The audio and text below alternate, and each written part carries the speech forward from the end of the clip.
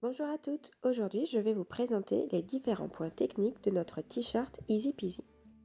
C'est un modèle basique qui s'adresse aux débutantes avec deux options d'encolure et deux niveaux de difficulté pour les manches.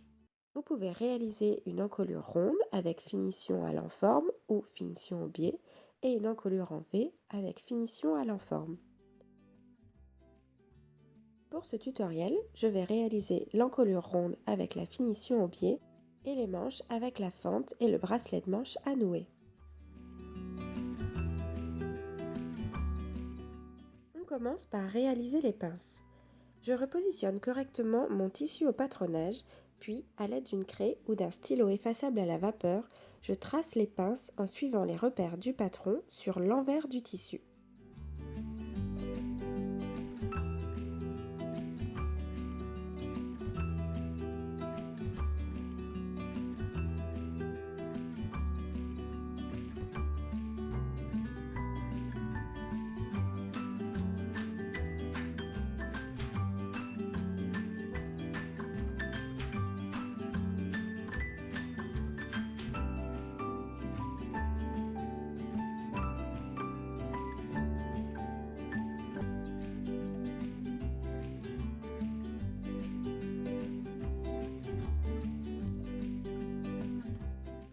J'épingle correctement en veillant à positionner mes épingles bien à cheval sur mon tracé.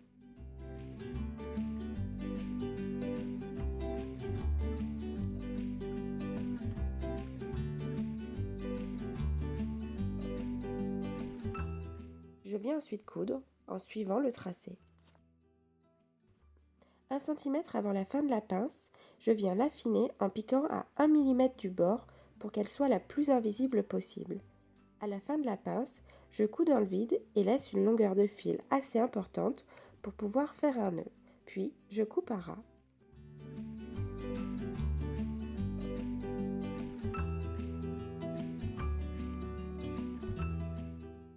Je donne ensuite un coup de fer pour basculer les pinces vers le bas et je surfile les bords francs.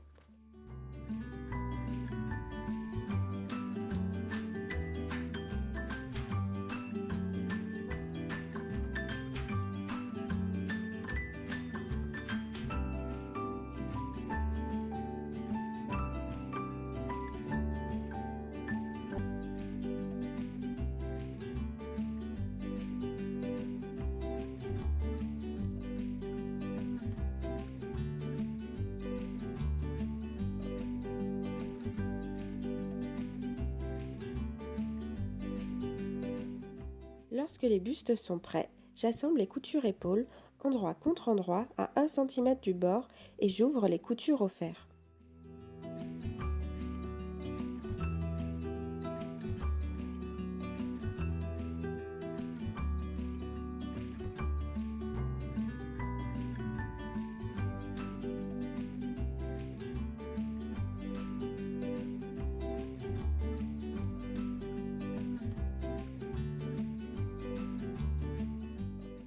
On passe ensuite à la pose du biais. Pour ce modèle, la finition au biais est destinée uniquement à l'encolure ronde. Je coupe dans mes chutes une bande de 3 cm de large sur 85 cm de long. Sur une extrémité, je marque un repli au fer de 1 cm vers l'envers.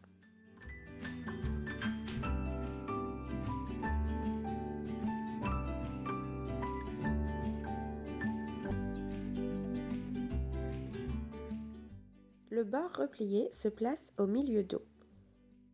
Je viens coudre à 1 cm du bord en positionnant le biais endroit contre endroit tout le tour de l'encolure. Lors de la couture, je tire légèrement sur le biais pour l'aider à bien se positionner. C'est le biais qui suit l'encolure et non l'inverse.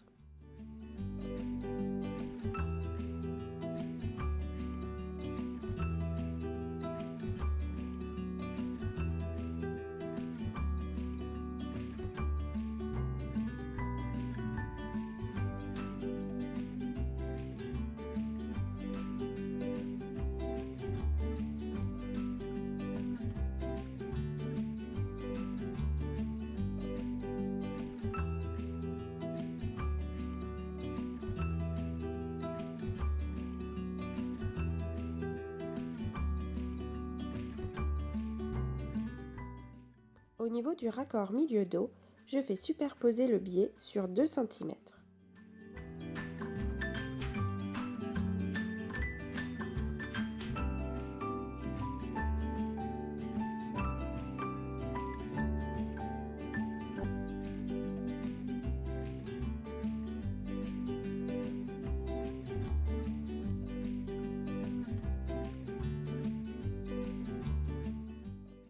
Lorsque mon biais est assemblé, je recoupe le surplus et je viens ensuite réduire les marges de l'encolure à 5 mm.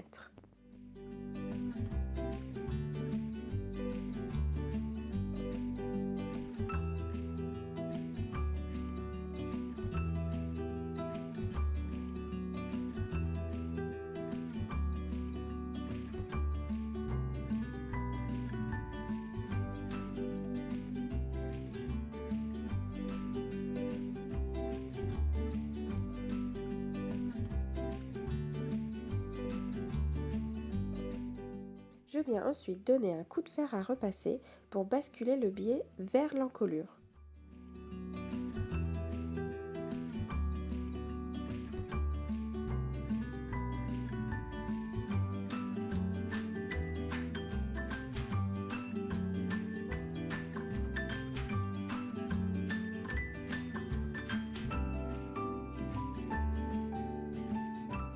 Je replie ensuite le biais vers l'envers en positionnant le bord franc au ras de la couture d'assemblage qui vient d'être réalisée.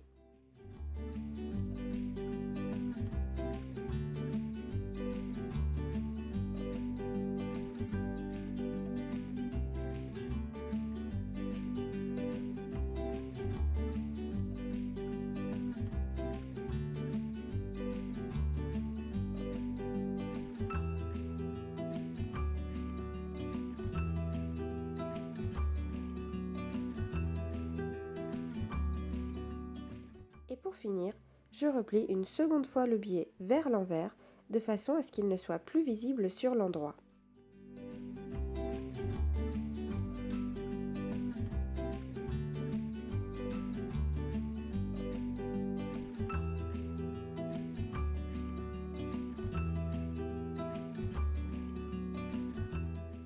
Cette préparation est très importante car elle permet de faciliter les prochaines étapes et d'obtenir un résultat net et propre sur l'envers.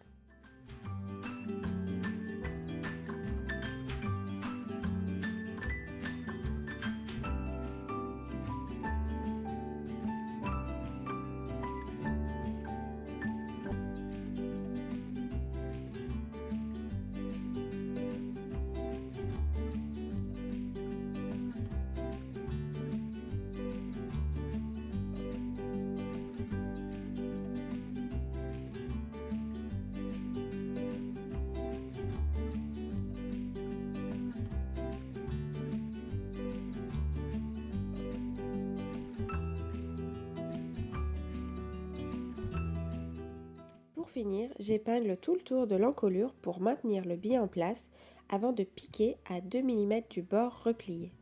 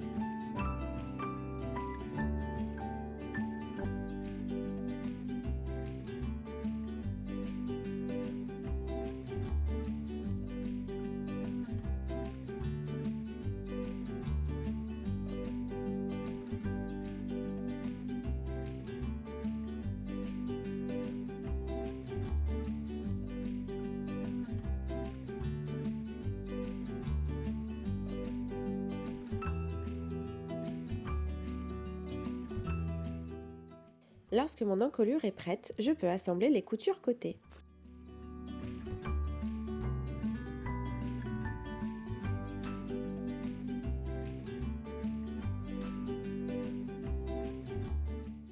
Nous allons maintenant nous attaquer aux fentes sur la manche.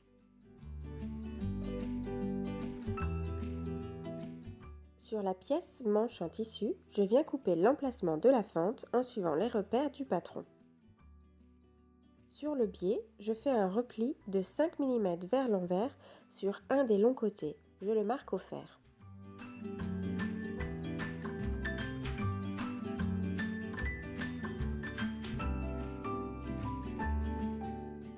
Je viens ensuite épingler le côté non replié du biais sur la fente, endroit contre endroit. Au milieu de la fente, je positionne le biais en retrait de 3 mm. Puis, je vais venir faire une couture à 5 mm du bord.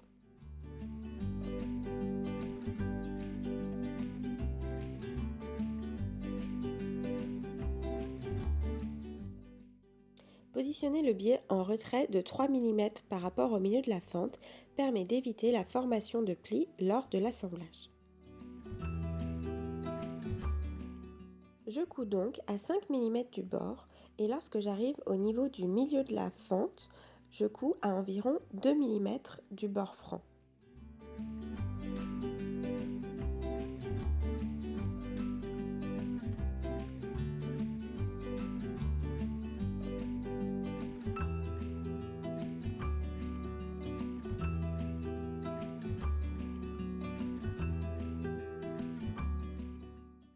Pour éviter la formation de plis, je laisse l'aiguille enfoncée, je soulève le pied presseur et je fais passer le surplus de tissu vers l'arrière.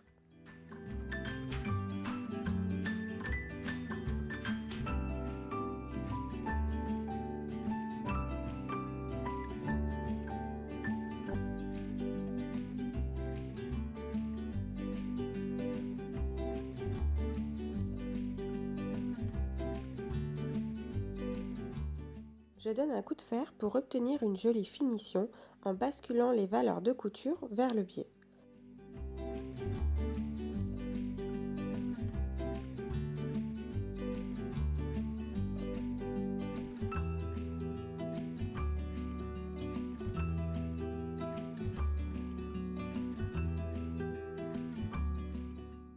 Puis je rabats vers l'envers de la manche et j'épingle le bord replié le long de la couture que je viens de réaliser.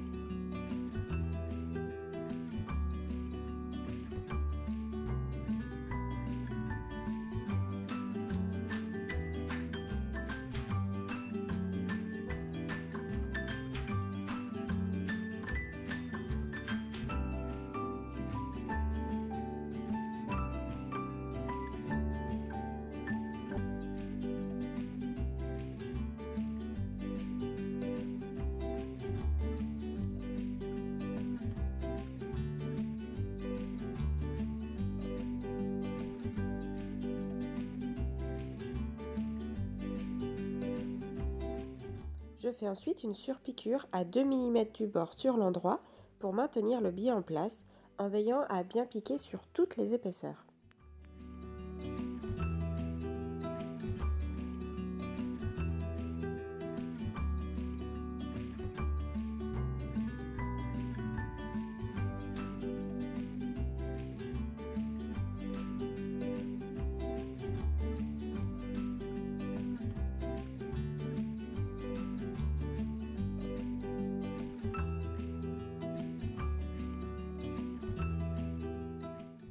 Pour obtenir une jolie pointe, je plie le biais sur lui-même, endroit contre endroit, et je viens réaliser une pince à partir du haut sur 1,5 cm.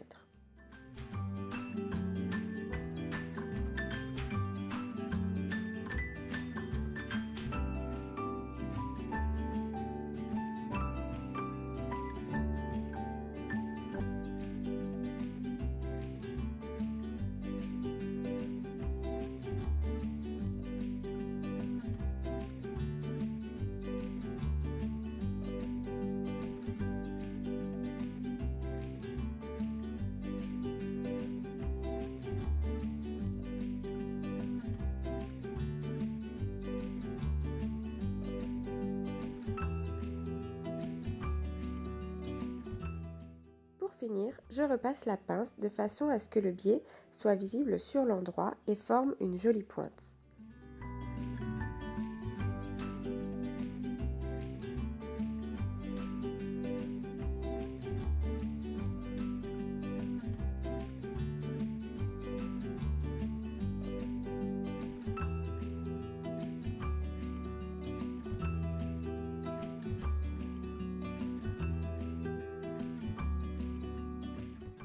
Maintenant que la fente est prête, je peux fermer la manche en positionnant les coutures côté endroit contre endroit.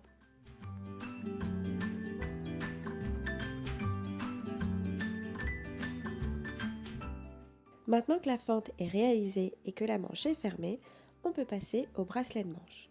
C'est ce dernier que l'on viendra nouer pour réaliser le joli nœud au bas de la manche. Pour commencer, je positionne un bracelet non thermocollé avec un bracelet thermocollé endroit contre endroit et je couds à 1 cm du bord entre les crans.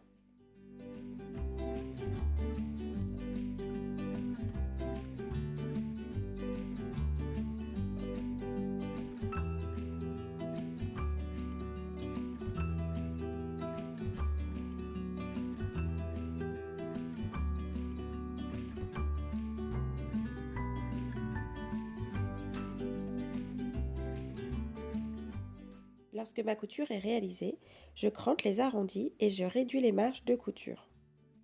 Attention, il ne faut pas encore le retourner sur l'endroit.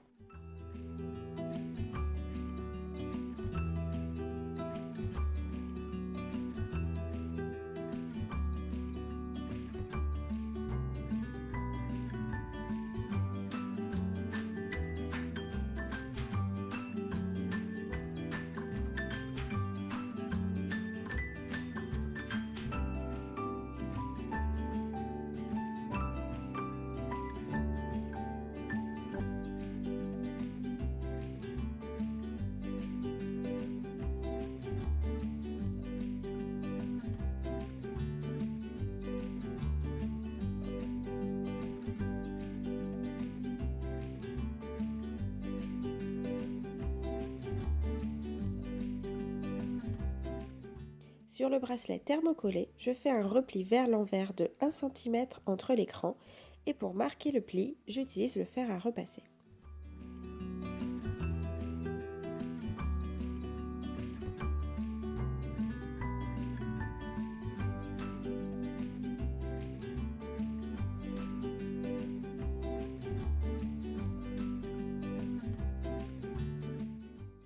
Je viens ensuite épingler le bracelet de manche, celui non thermocollé, endroit contre endroit sur le bas de la manche, en faisant correspondre le cran avec la couture d'assemblage de la manche.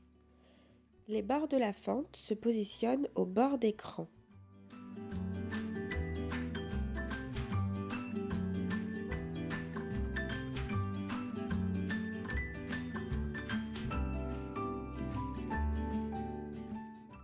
Je couds à 1 cm du bord et je viens donner un coup de fer pour basculer les valeurs de couture dans le poignet.